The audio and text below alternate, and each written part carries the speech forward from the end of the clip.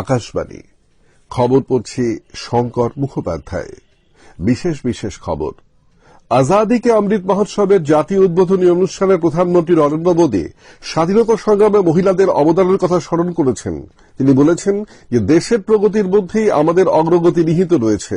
দেশে টিকাকরণ 160 কোটি ছাড়িয়ে গেছে। কেন্দ্র জানিয়েছে যে কোভিড সংক্রমণ বৃদ্ধির প্রেক্ষিতে মহারাষ্ট্র, উত্তরপ্রদেশ সহ কয়েকটি রাজ্য উদ্বেগজনক অবস্থায় রয়েছে। মরিশাসে ভারতের সহায়তায় তৈরি একাধিক প্রকল্পের আজ উদ্বোধন হয়েছে। আত্মনির্ভর ভারত গড়ে তুলতে শ্রমজীবী মানুষের সুরক্ষা এবং নিরাপত্তা অত্যন্ত জরুরি বলে কেন্দ্রীয় শ্রমমন্ত্রী জানিয়েছেন। সিভিল সার্ভিস ক্যাডার আইনের সংশোধন নিয়ে পশ্চিমবঙ্গের মুখ্যমন্ত্রী আবারও আপত্তি জানিয়ে প্রধানমন্ত্রীকে চিঠি দিয়েছেন। দেশের বিভিন্ন অংশে কোভিড সংক্রমণ দ্রুত বাড়তে থাকায় সব শ্রোতার কাছে আমাদের আবেদন, সতর্ক থাকুন, পুরো ডোজ টিকা নিন এবং 15 থেকে 18 বছর বয়সী ছেলে মেয়ে সহ অন্যদেরও টিকা নিতে সাহায্য করুন। করোনা ভাইরাসের নতুন অমিক্রন ভ্যারিয়েন্ট উদ্বেগের কারণ হয়ে ওঠায় সুরক্ষিত থাকতে এই 3টি সহজ পদক্ষেপ মেনে চলুন।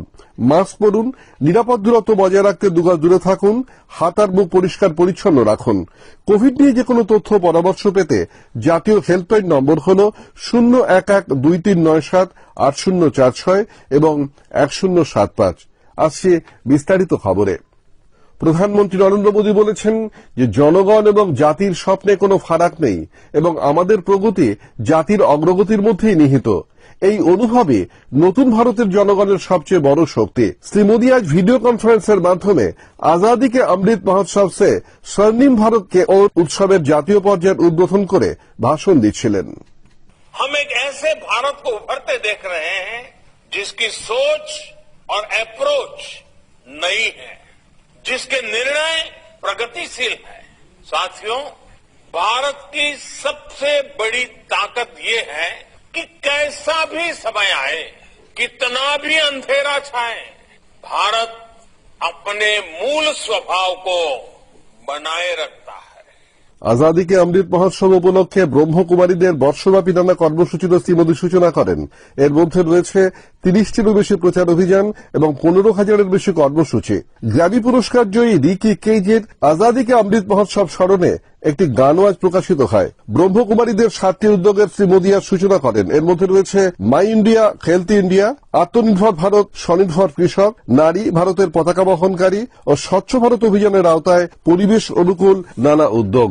স্বাধীনতা সংগ্রামে মহিলা স্বাধীনতা যোদ্ধাদের কীর্তি স্মরণ করে শ্রী মোদী বলেন যে আজাদি কে অমৃত মহোৎসবে দেশবাসী কৃতজ্ঞতার সঙ্গে এইসব মহিয়সী মহিলাদের স্মরণ করছে। রানী লক্ষ্মীবাই, ভিক্টর চেন্নাম্মা, অহল্যাবাই হোলকার, সাবিত্রীবাই পুলের উল্লেখ করে তিনি বলেন যে এরা ভারতের পরিচিতিকে ঊর্ধ্বে তুলে ধরেছেন। বেটি বাঁচাও বেটি পড়াও কর্মসূচিরও তিনি উল্লেখ করেন।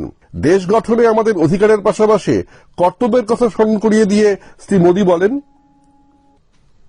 आजादी के बाद के 75 वर्षों में हमारे समाज में, हमारे राष्ट्र में एक बुराई सबके भीतर घर कर गई है। ये बुराई है अपने कर्तव्यों से विमुख होना, अपने कर्तव्यों को सर्वोपरि न रखना, अपने कर्तव्यों को पूरी तरह भूल जाना। इस बात ने भारत को कमजोर रोकने में बहुत बड़ी भूमिका निभाई है। इन 75 वर्षों में कर्तव्यों को दूर रखने की वजह से जो खाई पैदा हुई है, सिर्फ अधिकार की बात करने की वजह से समाज में जो कमी आई है, उसकी भरपाई हम मिलकर के आने वाले 25 वर्षों में कर्तव्य की साधना करके पूरी कर सकते हैं। কেন্দ্রীয় মন্ত্রী জে কিষণ রেড্ডি, লোকসভার অধ্যক্ষ ওম বিড়লা এবং গুজরাট ও রাজস্থানের মুখ্যমন্ত্রীরা অনুষ্ঠানে উপস্থিত ছিলেন। উল্লেখ্য, দেশের স্বাধীনতার 75 বছর উপলক্ষে গত বছর 12ই মার্চ শ্রী মোদী সবরমতী আশ্রম থেকে আজাদি কে অমৃত মহোৎসবের সূচনা করেন। 2023 সালের 15ই আগস্ট পর্যন্ত এই মহোৎসব চলবে। কেন্দ্রীয় স্বাস্থ্যমন্ত্রী মনসুখ মান্ডভিয়া এক টুইট বার্তায় জানিয়েছেন যে বিশ্বের বৃহত্তম টিকাকরণ অভিযান এক নতুন উচ্চতায় পৌঁছেছে। দেশে টিকাকরণ 160 কোটি ছাড়িয়ে গেছে।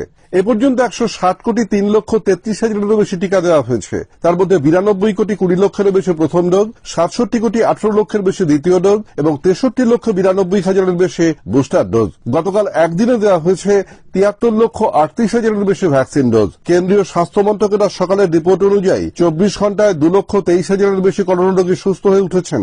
এই নিয়ে দেশে মোট 3,58,00,000-এর বেশি সুস্থ হয়ে উঠলেন। এখন জাতীয় আরোগ্যের হার 93.69%। দেশের দৈনিক সংক্রমণ সংখ্যা গতকালের চেয়ে অনেকটাই বেড়ে হয়েছে 3,17,532। দেশে বর্তমানে অ্যাক্টিভ কেসের সংখ্যা 19,24,000-এর বেশি। মোট আক্রান্তের যা 5.03%। এই সময় 491 জনের মৃত্যু হয়েছে। এ পর্যন্ত 9,287 জন অমিক্রন আক্রান্তের সন্ধান পাওয়া গেছে। দৈনিক সংক্রমণ হার 16.41 এবং সাপ্তাহিক সংক্রমণ হার এখন 16.06% হয়েছে। দেশে মোট 70,93,00,000 নমুনা পরীক্ষা হয়েছে। গত 24 ঘন্টায় নমুনা পরীক্ষা হয়েছে 19,35,000-এর বেশি। কেন্দ্রীয় স্বাস্থ্য সচিব রাজেশ ভূষণ বলেছেন যে কোভিড সংক্রমণ বৃদ্ধির প্রেক্ষিতে মহারাষ্ট্র, কর্ণাটক, তামিলনাড়ু, কেরালা, দিল্লি এবং উত্তরপ্রদেশ উদ্বেগজনক অবস্থায় আছে। কেন্দ্রীয় সরকার নিরন্তর পরিস্থিতির উপর নজর রেখে চলেছে এবং পরিস্থিতিও পর্যালোচনা করছেন। কেন্দ্র এই রাজ্যগুলিতে টিম পাঠিয়ে প্রয়োজনীয় পরামর্শ দিয়েছে। দেশে বর্তমানে অ্যাক্টিভ কেস 19 লক্ষের বেশি। 11টি রাজ্যে 50,000-এর বেশি অ্যাক্টিভ কেস, 13টি রাজ্যে 10 থেকে 50,000 এবং 12টি রাজ্যে অ্যাক্টিভ কেস 10,000-এর কম। আইসিএমআর-এর ডিজি বলরাম ভার্গব জানিয়েছেন যে টিকাকরণের ফলে মৃত্যুর সংখ্যা অনেকটাই কমানো গেছে। এ খবর আপনারা শুনছেন আকাশবাণী থেকে। প্রধানমন্ত্রী নরেন্দ্র মোদী এবং মরিশাসের প্রধানমন্ত্রী প্রবীণ কুমার জগনাথ আজ ভার্চুয়ালি মরিশাসে ভারতের সহায়তায় তৈরি সামাজিক আবাসন প্রকল্পের যৌথভাবে উদ্বোধন করেছেন। ভারতের উন্নয়নী সহায়তায় তৈরি 8 মেগাওয়াট ক্ষমতা সম্পন্ন সৌর পিভি ফার্ম প্রকল্প এবং সিভিল সার্ভিস কলেজেরও তারা সূচনা করেন। ভারতের তরফে মরিশাসের মেট্রো এক্সপ্রেস প্রকল্পের জন্য 19 কোটি মার্কিন ডলার ঋণ দেবার চুক্তিপত্র আজ বিনিময় হয়েছে। পরিকাঠামো এবং ক্ষুদ্র উন্নয়নী প্রকল্প রূপায়ণের বিষয়েও একটি সমঝোতাপত্র বিনিময় হয়।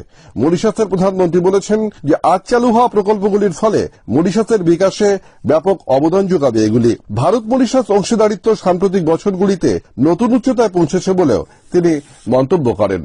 চীনা পার্টি কংগ্রেসের প্রাক্কালে রাষ্ট্রপতি শি জিনপিং বলেছেন যে তার কার্যকালের মেয়াদে কমিউনিস্ট পার্টি এবং সেনাবাহিনীর মধ্যে দেশের সম্ভাব্য বিপদকে দূর করা হয়েছে। 2012-তে তিনি ক্ষমতাসীন হবার পর থেকে হাজার হাজার আধিকারিক এবং সেনাকর্মীকে দুর্নীতির দায়ে শাস্তি দেওয়া হয়েছে। এদের মধ্যে 50 জনেরও বেশি শীর্ষস্থানীয় সামরিক অফিসার রয়েছেন। চীনা রাষ্ট্রপতি শি তৃতীয়বারের জন্য সে দেশের সর্বোচ্চ পদের আসীন হবার প্রস্তুতি শুরু করে দিয়েছেন বলে বিশেষজ্ঞদের অনুমান। শি জিনপিং এর চীনা কমিউনিস্ট পার্টির সাধারণ সম্পাদক পদে দ্বিতীয় দফার মেয়াদ আগামীতেই শেষ হচ্ছে।